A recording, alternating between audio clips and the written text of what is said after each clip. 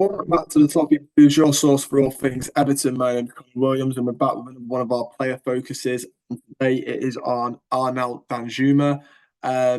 It's mainly talking about him, as there is speculation he might go to Lyon in France. For that move to happen, Everton would have to cancel his current loan, and then Lyon would loan him from Villarreal. So yeah, basically, the report saying the deal between Lyon and Villarreal are done, and are all like that's ready to go. And it's just a matter of if Everton want to let him go or not. Which were, Everton hold the power here in this sort of transfer. Um, We did run a poll on the Toffee Blues saying, would you keep him or allow him to leave? 1,012 of you have voted. 70% of you said keep. 11% said, I don't know. 19% of you said leave. I actually voted leave as well, and I'll mention it in a minute. But it's. I probably should have voted that. I don't know because I believe there's strong arguments for either side of this. Um. So yeah, looking at Danjuma the whole this season. One of the things, he played 12 games, started three of them, got 37 minutes a game. So basically comes on for the last half hour, which I think is what we can see. He's got one goal off an XG of 2.31, scores every 443 mins. Goals per game is 0.01. Shots per game though is 1.7. Don't forget this is he's getting small chances. I said how many minutes he plays, so some of these like getting away basically just under two shots a game in that little time is decent. Shots on target per game is 0.7. Big chances missed 4. Goal conversion is 5%. Um, Passing wise, his expected assists is 0.22. I'll get into my personal strengths and weaknesses of watching him, but I'm not surprised at that. Big chances created 0, key passes 0.4, which also isn't very good. Um, Defensively, again, interceptions per game is weak, tackles per game is weak, possession one is 0.4, balls recovered per game is 1.3. He's not really there for you. He's not Dwight McNeil. He's not going to do the defensive side as well as Dwight McNeil. Um, Lost possession about 5.4 times. But yeah, speaking of Danjuma, listen, Bella has talent.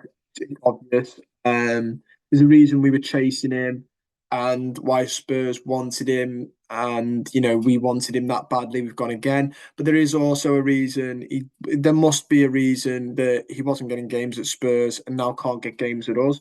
Now, I know people would argue, come on, Connor, got Leveski, Harry Kane last season, and Heung-min Son. Where was he going to get a game? Richarlison can't get a game. Where was he going to get one? And that's a fair point. But he's also struggling to get a game now in an Everton side whose wingers are.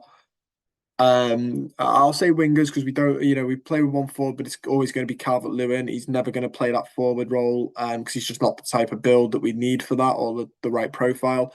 So wingers, we have Dwight McNeil, we have Jack Harrison, and then he throws Dobbin on once. So if he can't get into that, then there is a bit of concern there. I don't know if it's because Deitch likes players that can come back as well as go forward, um, or what have you. But I mean, there's this. I'll tell you why I voted let him leave and why I think I should have really gone for the I don't know at the end. But looking at it now, strengths and weaknesses. We'll go through his weaknesses first.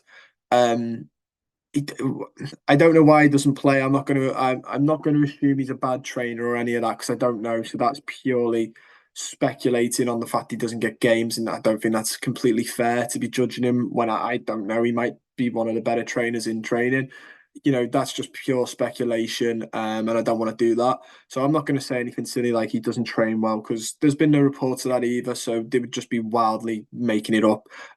So weaknesses from what we've seen from his game time. A weakness is that he's not getting enough game time, but that's not. I don't know what that's down to. So that's why I mentioned I'm not going to say anything about it. But the weakness is he's not getting game time.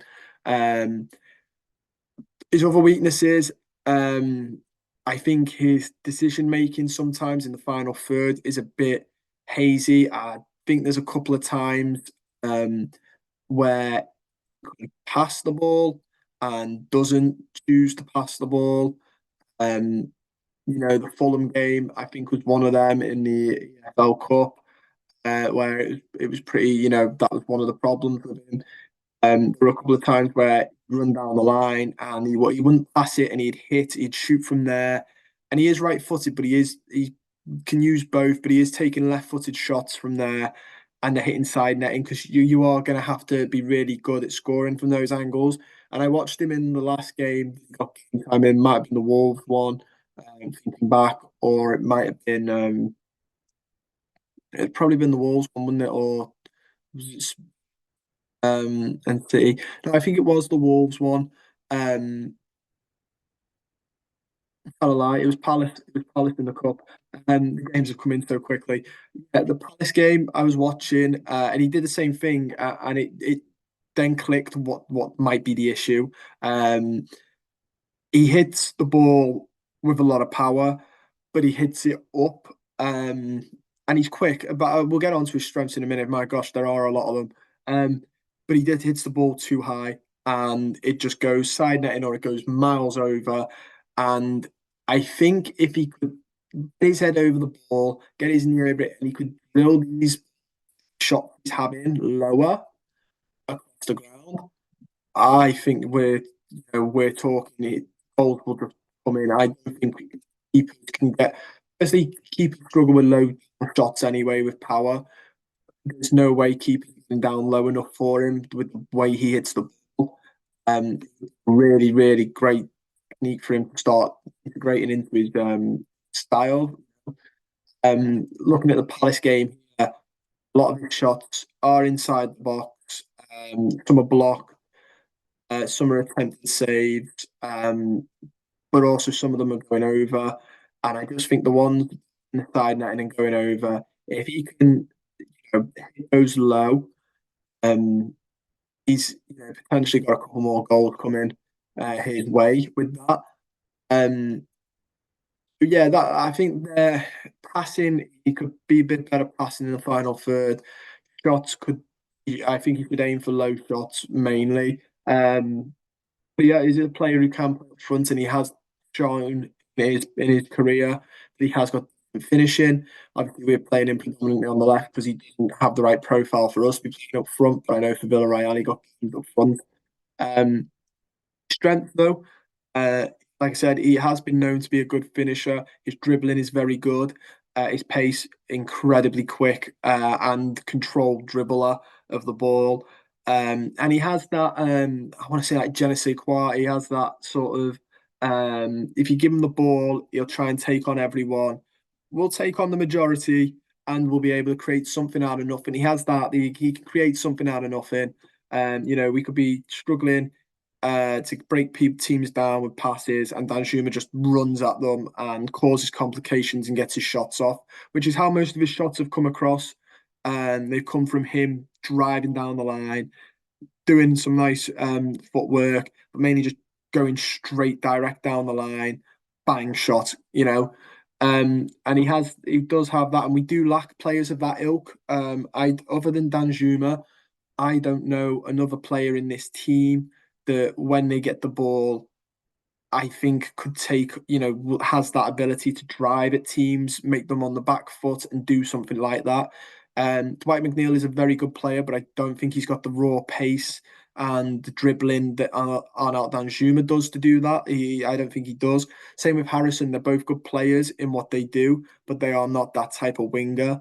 He's more like you're out and out winger slash. I mean, because he plays on the other side, you could argue he's an inverted winger, but I think he's more a winger that cuts in. And they are different, ever so slightly. They are different, because he runs to the byline and starts to cut in.